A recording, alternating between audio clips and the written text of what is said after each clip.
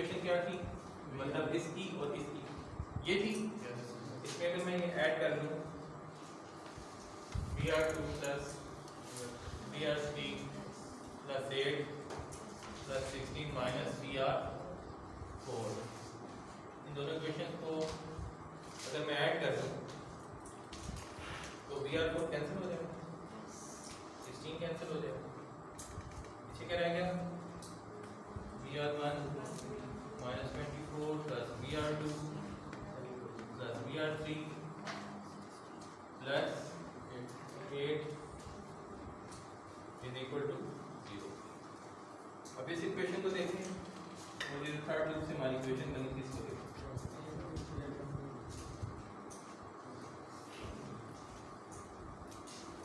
ठीक है, फर्स्ट वाली टू इक्वेशंस को हमने ऐड किया तो तीसरी इक्वेशन बन गई। इसका मतलब है ये इक्वेशन लीनियरली इंडिपेंडेंट नहीं है, तो लीनियरली इंडिपेंडेंट नहीं है। ये लीनियरली इंडिपेंडेंट है, ये लीनियरली इंडिपेंडेंट है। ठीक है, इनमें से तीन इक्वेशंस हैं, एट अ टाइम आप दो को लीनियरली इंडिपेंडेंट कह सकते हैं, तीसरी वाली इन्वॉल्व कर लेंगे तो वो डिपेंडेंट हो जाएगी। ठीक है, इसमें से इसको सब्ट्रैक्ट कर दें वो बन जाएगा, इसमें से इसको सब्ट्रैक्ट कर दें वो बन जाएगा, फिर इसको आप कहेंगे लीनियरली इंडिपेंडेंट नहीं है। ठीक है, इसमें से उसको सब्ट्रैक्ट करेंगे ये बन जाएगा।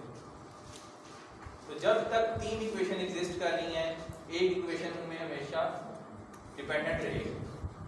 ठीक है, तो कोई भी दो इक्वेशन आप ले सकते हैं, या इन दोनों को रख लें, या इन दोनों को रख लें, या उन दोनों को, वो लीनियरली इंडिपेंडेंट होंगे और हमेशा सर्किट लीनियरली इंडिपेंडेंट इक्वेशन को सॉल्व करने से आ जाता है। बाकी एक्स्ट्रा इक्वेशन लिखने की आपको जरूरत नहीं होती। ये नहीं कि आपने एक्स्ट्रा लिख दिया तो सर्किट कोई खराब हो जाएगा, नहीं। ये वो नंबर ऑफ इक्वेशंस हैं जो कम से कम आपको किसी सर्किट की लिखनी चाहिए ताकि वो सर्किट सॉल्व हो सके। ठीक है, वो क्या होती है अभी मैं आपको बता रहा हूँ। आपने गिन लेनी है नंबर ऑफ मैश, किसी भी सर्किट के नंबर ऑफ मैश गिन लें उतनी उसकी लीनियरली इंडिपेंडेंट इक्वेशन बनेगी। ठीक है, अब मैश क्या और लूप क्या है? लूप एनालिसिस एक चीज होती है, एक होती है मैश एनालिसिस। पढ़ा है, दोनों एप्लीकेशन है केवीएल। ठीक है, फिलहाल वो हम थर्ड चैप्टर में पढ़ेंगे, लेकिन लूप क्या है मैश क्या है ये आप देखिए।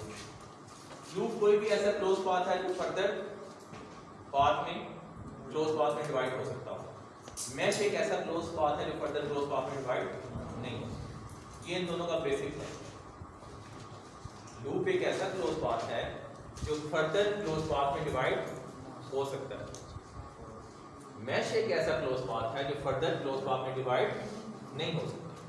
अब इस सर्किट में एक लूप है, दो मैश है। ठीक है, एक लूप है और दो मैश। ये जो आउटर वाला है ना ये लूप है, क्यों? क्योंकि ये फर्दर दो मैश में डिवाइड हो सकता है। ये मैश है, ये फर्दर किसी और मैश में डिवाइड नहीं हो सकता। ये मैश है, ये फर्दर वो डिवाइड नहीं हो सकता। लेकिन ये आउटर है ये लूप है, क्यों? क्योंकि मैश में डिवाइड हो सकता। समझ आ गई? कोई भी ऐसा क्लोज पाथ जो फर्दर क्लोज पाथ में डिवाइड हो सके वो लूप है, जो ना हो सके वो मैश है। ठीक है, तो लीनियरली इंडिपेंडेंट इक्वेशंस आपको कैसे पता चलेगा, कैसे आएंगी? नंबर ऑफ मैश काउंट करना। इसमें नंबर ऑफ मैश कितने हैं? दो। इसकी दो लीनियरली इंडिपेंडेंट इक्वेशन होनी चाहिए। तीसरी आप लिखेंगे तो वो एक्स्ट्रा है, उसका कोई नुकसान नहीं है, सॉल्यूशन फिर भी हो जाएगा। लेकिन आपको पता होना चाहिए ना कि आपने एटलीस्ट एक सर्किट के लिए कितनी इक्वेशन लिखी। ऐसे तो आप बड़ा सर्किट है उसमें पता नहीं कितने क्लोज पाथ बनते हैं, आपने 7 इक्वेशन लिखी हुई हो, हालांकि रिक्वायर्ड सिर्फ 3 से ही काम बन जाता। ठीक है, तो ये चीज आपको पता होनी चाहिए। ये मैं बता रहा हूँ कैसे पता चलेगा। सर्किट में नंबर ऑफ मैश नहीं, जितने नंबर ऑफ मैश है उतनी लीनियरली इंडिपेंडेंट इक्वेशन होनी चाहिए। ठीक है, चाहे वो आप एक लूप की लिख लें, मतलब मैं ये कहना चाह रहा हूँ कि इसकी लीनियर इंडिपेंडेंट इक्वेशन दो होनी चाहिए। वो चाहे आप ये दो वाली कंसीडर कर लें, वो चाहे आप एक आउटर वाली कंसीडर कर लें और एक ये वाली कर लें, आपकी मर्जी है, दो होनी चाहिए। इन दो को चूज कर लें, इन दो को चूज कर लें, इन दो को चूज कर लें, ठीक है। ये दो कंप्लीटली सर्किट को डिस्क्राइब कर देंगे। तीसरी इक्वेशन लिखेंगे वो एक्स्ट्रा होगी, ठीक है, उससे कोई नुकसान नहीं है। लेकिन अगर पाथ ज्यादा है क्लोज पाथ, तो फिर आप लोग इक्वेशंस ही लिखते रह जाएंगे। तो इसलिए आपको ये चीज पता होनी चाहिए कि मैंने एक सर्किट को सॉल्व करने के लिए कम से कम कितनी इक्वेशन जरूरी हैं। तो ये जो लीनियरली इंडिपेंडेंट इक्वेशन होती हैं ये जरूरी होती है। लीनियरली इंडिपेंडेंट कोई इक्वेशन आपने मिस नहीं करनी, एक भी मिस कर दी सर्किट सही सॉल्व नहीं होगा। तो उसका आसान सा तरीका क्या है, नंबर ऑफ मैश, ठीक है। और नोडल एनालिसिस में केसीएल में n-1 नंबर ऑफ नोड्स -1 वो होगी लीनियरली इंडिपेंडेंट। केसीएल में आपने क्या फार्मूला रखा है, नंबर ऑफ नोड्स -1, और ये वो वाली नंबर ऑफ नोड्स हैं जिनको मैं नोड्स समझता हूँ, वो नंबर ऑफ नोड्स नहीं है जिनको आप नोड्स समझते हैं, ठीक है। तो जब तक आप इस काबिल नहीं हो सकते कि जो मैं नोड समझता हूँ आप भी उसी को नोड समझें, तब तक ये डेफिनेशन अप्लाई नहीं करनी। मुझे दूसरे वाला सर्किट बनाया था मैंने, दो नोड थी उसमें, उसके उस सर्किट को सॉल्व करने के लिए n-1 एक इक्वेशन काफी है। आपने देखा था एक इक्वेशन से वो सर्किट सॉल्व हो रहा था, Ix निकल आया था। उससे प्रीवियस वाले केस में आपको 4 देखनी है, ठीक है। तो पता चला कि लीनियरली इंडिपेंडेंट इक्वेशन की जरूरत क्यों होती है, ताकि हमें पता चले कि कम से कम कितनी इक्वेशन हमें चाहिए किसी भी सर्किट को सॉल्व करने, ठीक है। इसमें लीनियरली इंडिपेंडेंट इक्वेशन कितनी, और वो कैसे पता चलता है कि कोई इक्वेशन लीनियरली इंडिपेंडेंट है या नहीं, कोई इक्वेशन बाकी इसके अलावा जो इक्वेशंस हैं उनको ऐड या सब्ट्रैक्ट या किसी भी फॉर्म से मल्टीप्लाई करने से नहीं बननी चाहिए, तो वो लीनियरली इंडिपेंडेंट, ठीक है।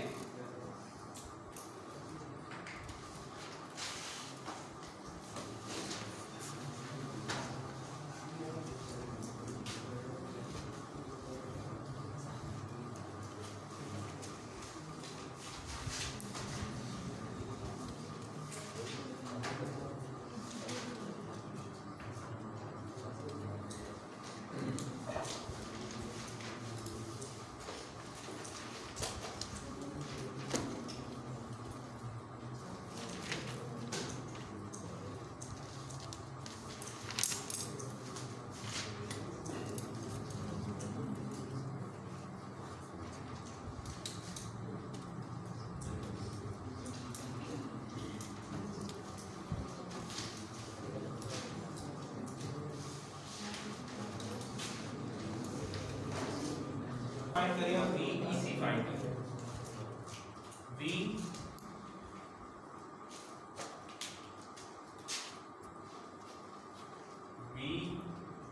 VEC फाइंड करें और VEC फाइंड।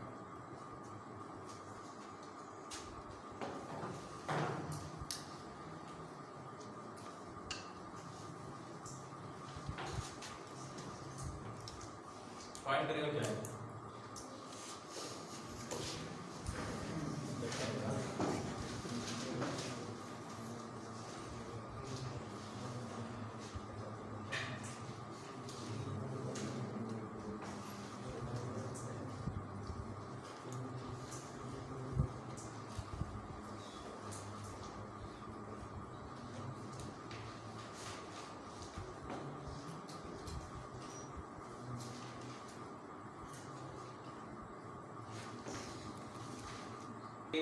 कोई लूप है या कोई पाथ है, ठीक है। तो जरूरी नहीं है कि फिजिकली उसमें कोई कनेक्शन आपको नजर आ रहा, वोल्टेज एग्जिस्ट कर रही होनी चाहिए। जैसे मैंने आपको पहले भी बताया था कि वोल्टेज हर पॉइंट पे दो पॉइंट के दरमियान एग्जिस्ट कर रही होगी, पोटेंशियल डिफरेंस एग्जिस्ट कर रहा होता है। जैसे ही आप उसे पाथ देते हैं वो करंट फ्लो कर जाता है। तो मैंने आपको डेफिनेशन बताई थी, कितनी लीनियरली इंडिपेंडेंट इक्वेशन चाहिए इसमें? दो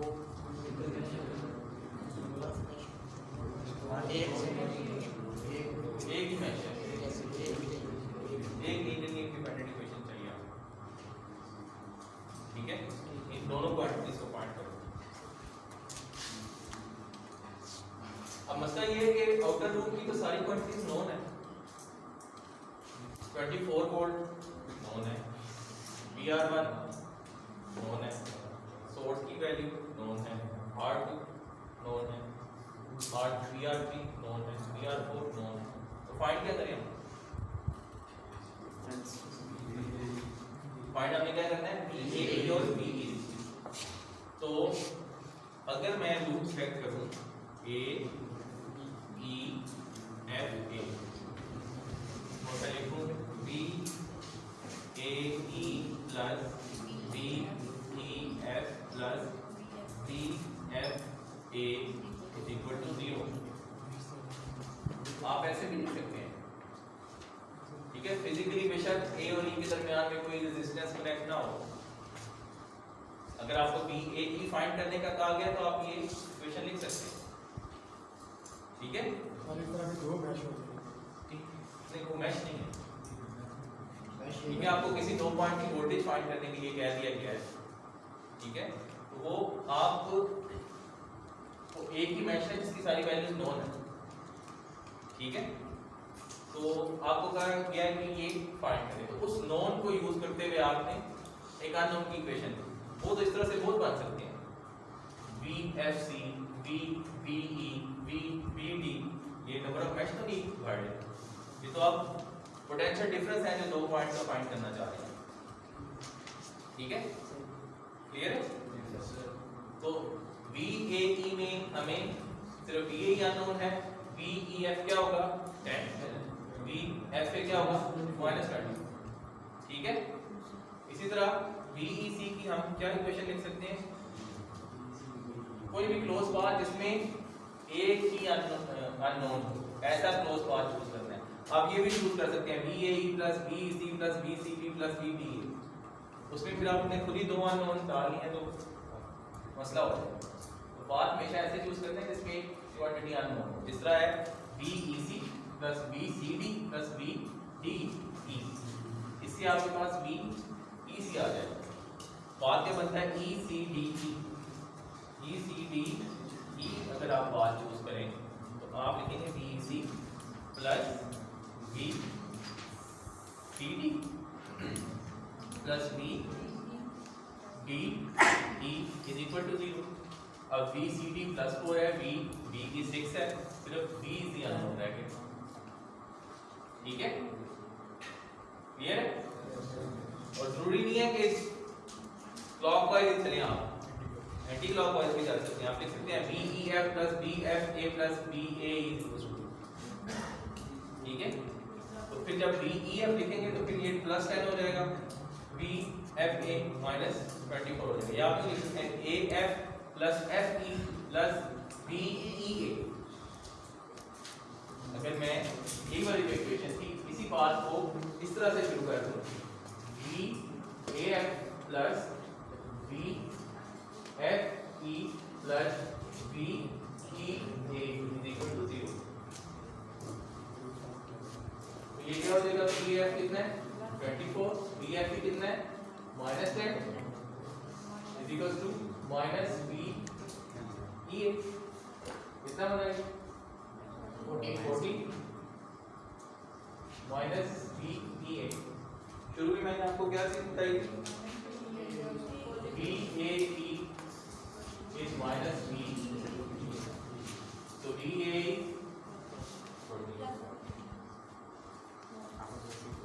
ठीक है? कोई भी पाथ आप यूज कर सकते हैं, वो मल्टीपल एग्जिस्ट कर रहे हैं। मतलब मैं कहता हूँ मैंने VEC फाइंड करना है, VFA plus VAB plus VBC plus VCE plus VEF, इससे VEC निकल आएगा, ठीक है? जब सारी क्वांटिटीज आपको नोन हो, लीनियरली इंडिपेंडेंट एक इक्वेशन बन रही है और उसकी सारी क्वांटिटीज नोन है, फिर आप कुछ भी फाइंड कर सकते हैं किसी भी दो पार्ट्स के दौरान। लेकिन इक्वेशन ऐसी लिखनी है जिसमें एट अ टाइम एक अननोन है। ठीक है, तो क्वेश्चन है तो पूछ लें।